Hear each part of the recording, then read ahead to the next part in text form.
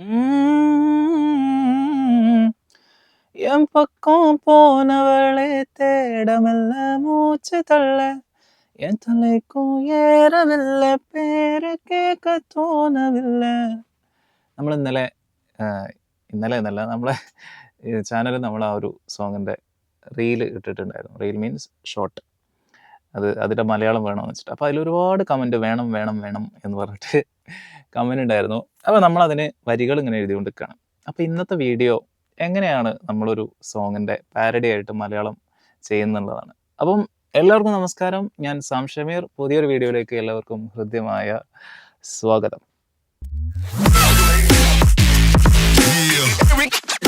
Welcome guys.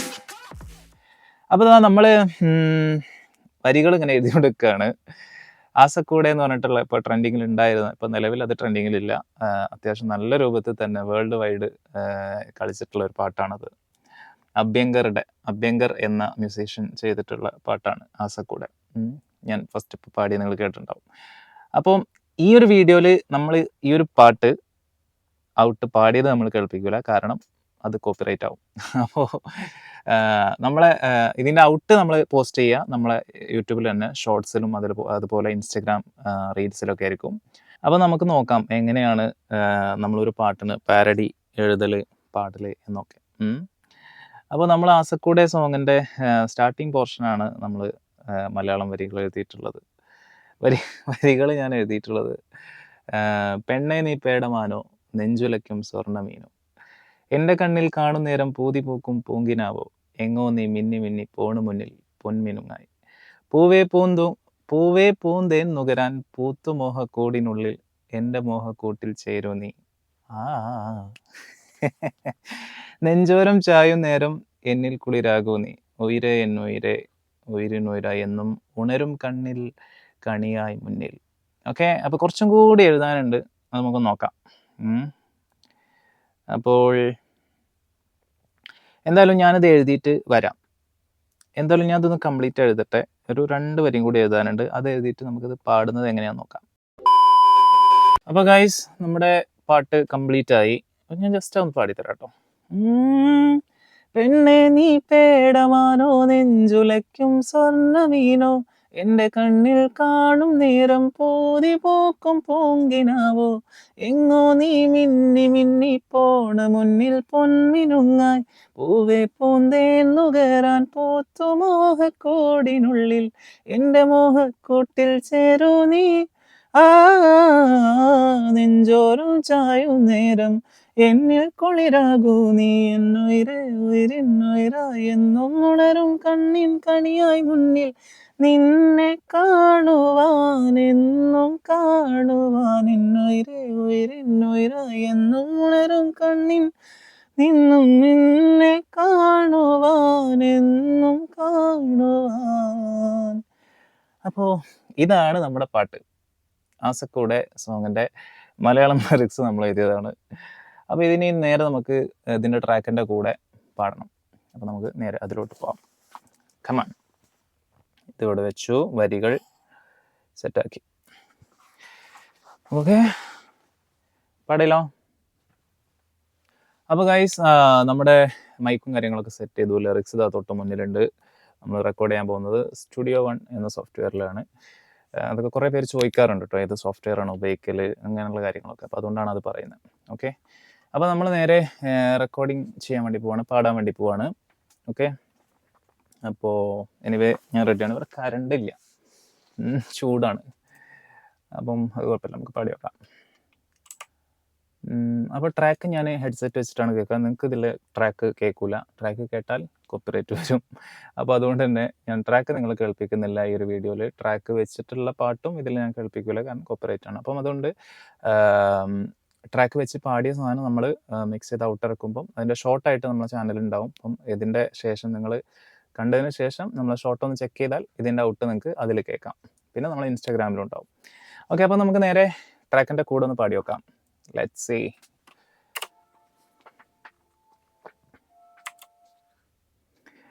പെണ്ണെ നീ പേടമാനോ നെഞ്ചുലയ്ക്കും സ്വർണ്ണമീനോ എന്റെ കണ്ണിൽ കാണും നേരം പോതി പോക്കും പോങ്കിനാവോ എങ്ങോ നീ മിന്നി മിന്നി പോണ മുന്നിൽ പൊന്മിനുങ്ങായി പൂവേ പൂന്തേന്നുകരാൻ പോത്തു മോഹക്കൂടിനുള്ളിൽ എന്റെ മോഹക്കൂട്ടിൽ ചേരൂ നീ ഓരോ ചായും നേരം എന്നിൽ കുരാകൂ നീ എന്നുയിരിന്നുയിരായി. ലിറിക്സ് തെറ്റി, ഒന്നും കൂടെ. അപ്പോൾ ഇങ്ങനെയാണ് നമ്മൾ റെക്കോർഡ് ചെയ്യല്. ഇപ്പൊ നമുക്കിത് കംപ്ലീറ്റ് ചെയ്തിട്ട് ഒറ്റ ടേക്കിൽ പാടണമെന്നൊന്നുമില്ല. നമുക്ക് 1 by ലൈൻ ആയിട്ടൊക്കെ പാടാം, 1 by ആയിട്ട് ഒക്കെ ഓരോ ലൈനൊക്കെ പാടാം കേട്ടോ. അപ്പോൾ അതാണ് നമുക്ക് സ്റ്റുഡിയോ റെക്കോർഡിങ്ങിനുള്ള ഒരു ബെനിഫിറ്റ് എന്ന് പറഞ്ഞു കഴിഞ്ഞാൽ, ഇപ്പോൾ നമുക്ക് ഒറ്റ ടേക്കിൽ പാടി കംപ്ലീറ്റ് ചെയ്യണമെന്നില്ല. നമുക്ക് ഓരോ വരികൾ പെർഫെക്റ്റ് ആക്കിയിട്ട് നെക്സ്റ്റ് വരി അങ്ങനെയൊക്കെ പാടാം. അത് ബേസ്ഡ് ഓൺ സിംഗർ. പക്ഷേ ഒരു ബെസ്റ്റ് സിംഗർ എന്ന് പറയുമ്പോൾ ഒരു ഒറ്റ ടേക്കിൽ ചില പാട്ടുകൾ നമുക്ക് ബ്രീത്തിങ്ങിൻ്റെ പ്രശ്നമൊക്കെ ഉണ്ടാവും. അപ്പോൾ നമുക്ക് കട്ട് ചെയ്ത് പാടിയേ പറ്റൂ. അപ്പോൾ നല്ല നമ്മുടെ സിംഗിങ് ക്വാളിറ്റി കൂടണമെന്നുണ്ടെങ്കിൽ നമ്മൾ ശരിക്ക് കട്ട് ചെയ്ത് പാടാതിരിക്കുകയാണ് ബെറ്റർ. ഇങ്ങനെ പാടി വെച്ച പ്രശ്നമൊന്നുമില്ല. സ്റ്റുഡിയോ റെക്കോർഡിംഗ് ആകുമ്പോൾ അതിൻ്റെ മെയിൻ പർപ്പസ് എന്ന് വെച്ചാൽ നമുക്ക് ആ ഒരു പാട്ട് നല്ലൊരു ഔട്ട്പുട്ടിൽ കേൾപ്പിക്കുക എന്നുള്ളതാണ്. അപ്പം അതിന് കുറേ ടേക്ക് എടുത്തോ അല്ലെങ്കിൽ കട്ട് ചെയ്ത് പാടി ഇതൊന്നും ഒരു പ്രശ്നമേ അല്ല. അപ്പം ലൈവിൽ അങ്ങനെയല്ല, ലൈവ് നമ്മൾ പാടിയേ പറ്റുള്ളൂ. അപ്പോൾ ഇത് എന്തായാലും പാടി കംപ്ലീറ്റ് ചെയ്യട്ടെ. പാടി കംപ്ലീറ്റ് ചെയ്തിട്ട് ഞാൻ വരാം അല്ലേ? ഓക്കെ. അപ്പം എങ്ങനെയാണ് പാടുന്നത് എന്നുള്ളത് ജസ്റ്റ് ഒന്ന് കണ്ടോളൂ. ഇനി ചിലപ്പോൾ ഞാൻ കട്ട് ചെയ്ത് പാടാം. ചില വരികൾ ഞാൻ പറഞ്ഞല്ലോ ബ്രീത്തിൻ്റെ പ്രശ്നം കൊണ്ട് നമുക്ക് ഒറ്റ ടേക്കിൽ പാടാൻ പറ്റിക്കൊള്ളണം എന്നില്ല. നമ്മൾ മുന്നേ ഇതിൻ്റെ ഒരു കുട്ടി പാടിയൊരു പാട്ട് പാർട്ടാക്കിയിട്ടൊക്കെ പാടിയ സാധനം നമ്മൾ ചെയ്യാൻ അതിൻ്റെ കാരണം അതാണ്, ബ്രീത്ത് എത്തൂല. അപ്പോൾ ഈ ഒരു പാട്ട് അങ്ങനെ ഒരു ഡിഫിക്കൽട്ട് ആയിട്ടുള്ളൊരു പാട്ടാണ്. എനിവേ നമുക്കൊന്ന് പാടി നോക്കാം, കണ്ടിന്യൂ ചെയ്യാം. പെണ്ണെ നീ പേടമാനോ നെഞ്ചുലയ്ക്കും സ്വർണ്ണമീനോ എന്റെ കണ്ണിൽ കാണും നേരം പോതി പോക്കും പോങ്കിനാവോ മിന്നി മിന്നി പോണ മുന്നിൽ പൊന്മിനുങ്ങായി പൂവേ പൂന്തേന്നുകരാൻ പോത്തു മോഹക്കൂടിനുള്ളിൽ എന്റെ മോഹക്കൂട്ടിൽ ചേരോ നീ. വീണ്ടും പ്രശ്നം, നമുക്ക് ആ പാടാം. യെസ്. കൂട്ടിൽ ചേരൂ നീ,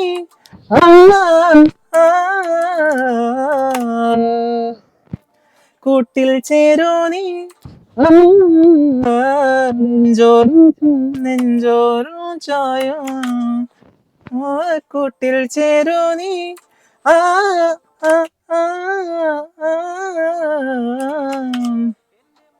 കൂട്ടിൽ ചേരൂ നീ. പോയി.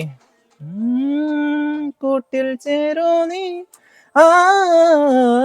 നെഞ്ചോറും ചായും നേരം എന്നിൽ കുളിരാകൂ നീ എന്നുയിരേ ഉയിരിന്നുയിരായി എന്നും ഉണരും കണ്ണിൻ കണിയായി മുന്നിൽ നിന്നെ കാണുവാൻ.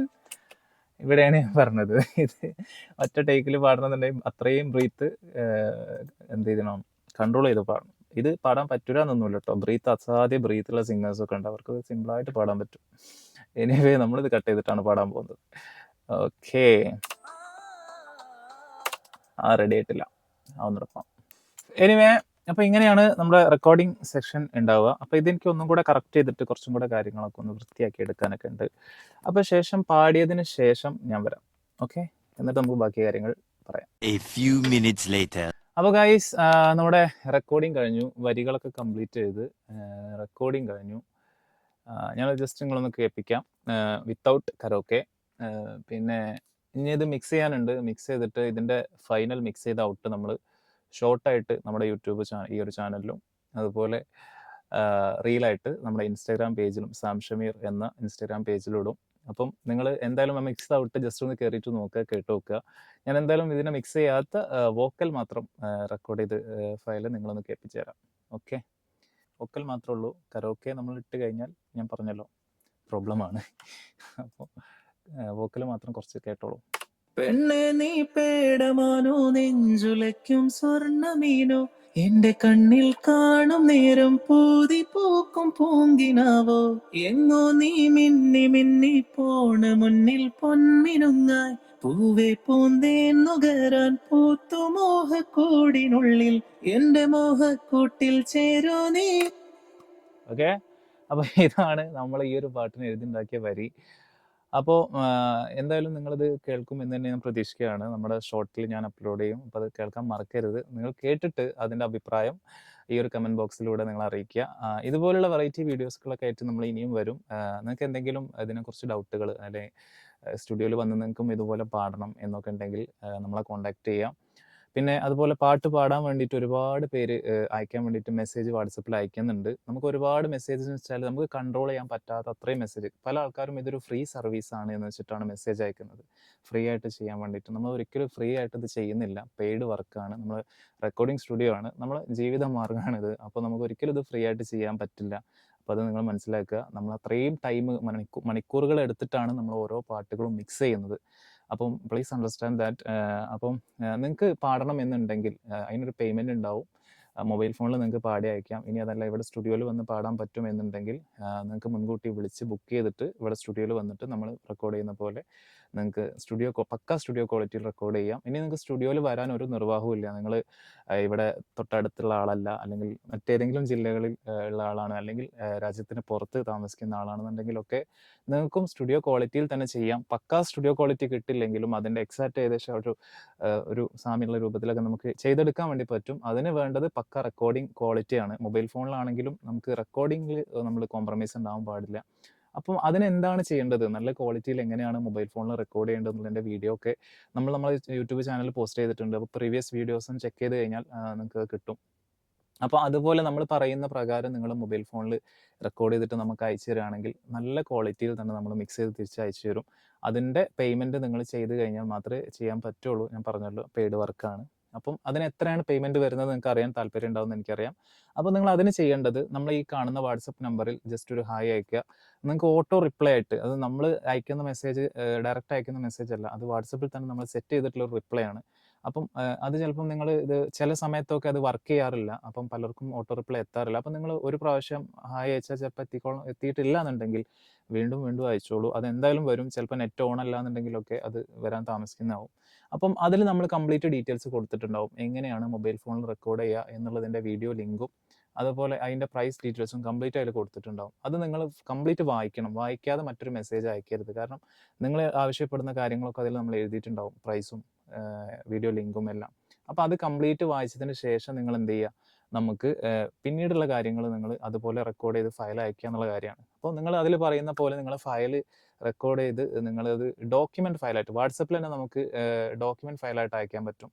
മറ്റ് കമ്പ്യൂട്ടറിൽ നിന്നൊന്നും PDF ഒക്കെ അയക്കുന്ന കാര്യമല്ല പറഞ്ഞത്.